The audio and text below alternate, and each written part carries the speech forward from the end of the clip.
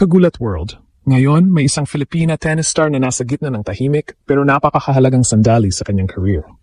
Sa isang airport sa Germany, naghihintay ng boarding call, hawak ang kanyang racket bag at dala ang pagod mula sa isang mahirap na laban. Si Alexandra Ayala ay naghahanda naman sa panibagong laban. Hindi ito simpleng biyahe. Hindi ito ordinaryong flight. Ito ang paglipat mula sa isang pagkatalo patungo sa panibagong pagkakataon.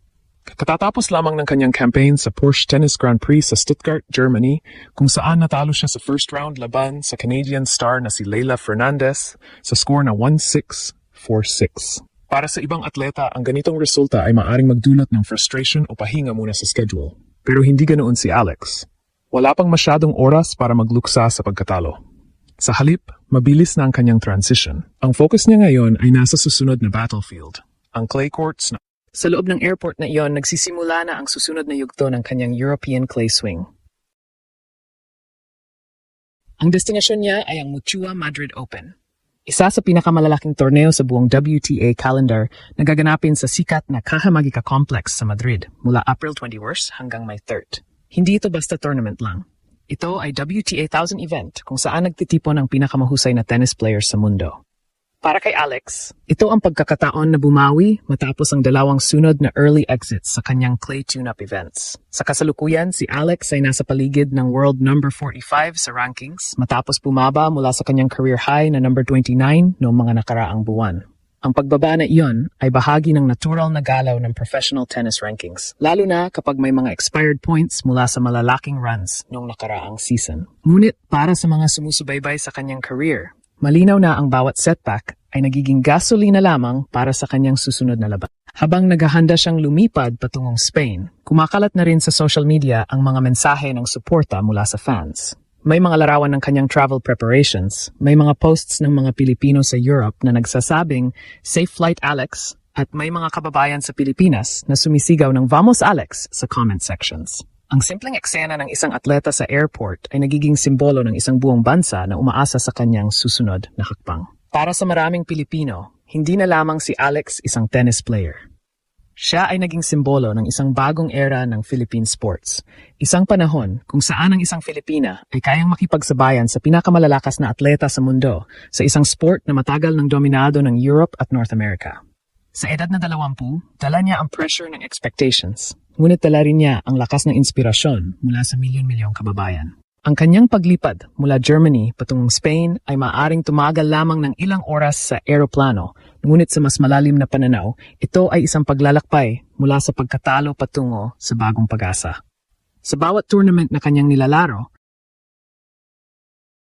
mas lalo niyang hinahasa ang kanyang laro, ang kanyang left-handed topspin shots, ang kanyang court movement, at ang mental toughness na kinakailangan upang mabuhay sa brutal na schedule ng professional tennis.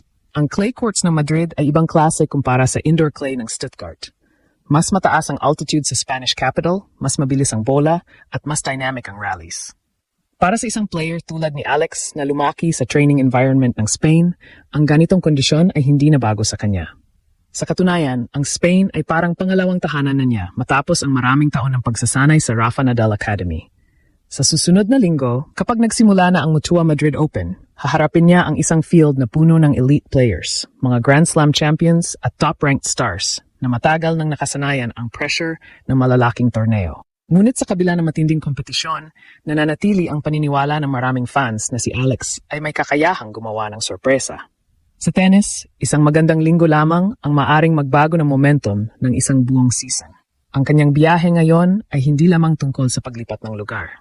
Ito ay tungkol sa patuloy na paglalakad sa landas na pinili niya noong bata pa siya. Ang landas ng professional tennis. Sa bawat flight, bawat training session, at bawat laban sa court, mas lalo niyang pinapatunayan na ang pangarap ng isang batang Pilipina ay maaring umabot sa pinakamalaking stage ng world sports.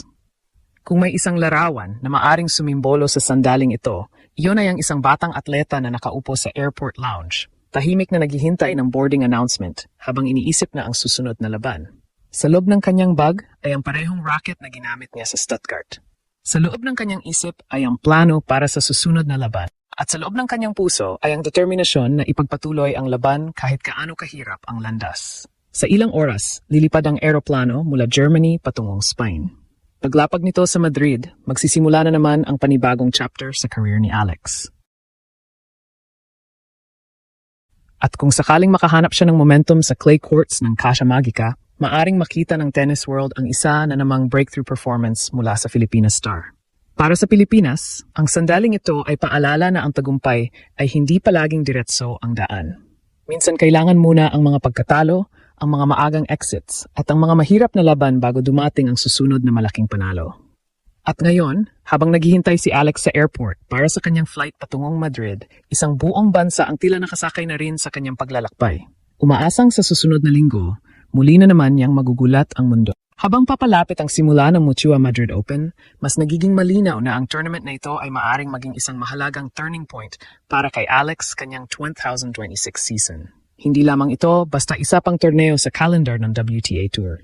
Para kay Alex, ito ay isang pagkakataon upang i-reset ang momentum matapos ang ilang early exits sa European swing at muling ipakita sa tennis world ang level ng laro na nagdala sa kanya sa top 30 rankings noong unang bahagi ng taon.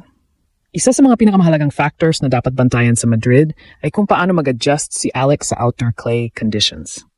Ang Madrid ay kilala sa kakaibang playing environment dahil sa altitude ng lungsod. Dahil mas manipis ang hangin, mas mabilis ang takbo ng bola kumpara sa ibang clay tournaments. Para sa isang player na may left-handed topspin game tulad ni Alex, maaring maging advantage ito kung makokontrol niya ang depth at spin ng kanyang ground strokes. Ang kanyang natural na rally tolerance at defensive movement ay maaari ring maging malaking asset sa mas mahabang exchanges na karaniwan sa clay courts. Isa pang aspeto ng kanyang laro na maaring magbigay sa kanya ng pagkakataon sa tournament ay ang kanyang mental resilience. Sa professional tennis, hindi bihira na ang isang player na nagmumula sa sunod-sunod na pagkatalo ay biglang makahanap ng rhythm sa isang malaking event. Ang WTA 1000 tournaments ay madalas nagiging stage kung saan lumilitaw ang mga unexpected deep runs mula sa rising players. Kung makakakuha si Alex ng magandang draw at makapanalo ng unang laban, maaring mabilis na magbago ang kumpiyansa niya sa loob ng torneo. Hindi rin dapat kalimutan na ang Spain ay parang pangalawang tahanan ni Alex matapos ang maraming taon ng training sa Rafa Nadal Academy. Ang familiarity niya sa Spanish clay courts at sa training environment ng bansa ay maaring makatulong sa kanyang comfort level sa Madrid. Kahit na ang field ay puno ng elite players tulad nina Aryna Sabalenka, Coco Gauff at Elena Rybakina, ang tennis ay isang sport kung saan ang momentum at confidence ay maaring magbukas ng pinto para sa isang breakout performance. Sa huli, ang tunay na sukatan ng kampanya ni Alex sa Madrid ay hindi lamang kung hanggang saan siya abot sa draw. Mas mahalaga kung paano niya gagamitin ang tournament bilang bahagi ng kanyang long-term growth sa tour.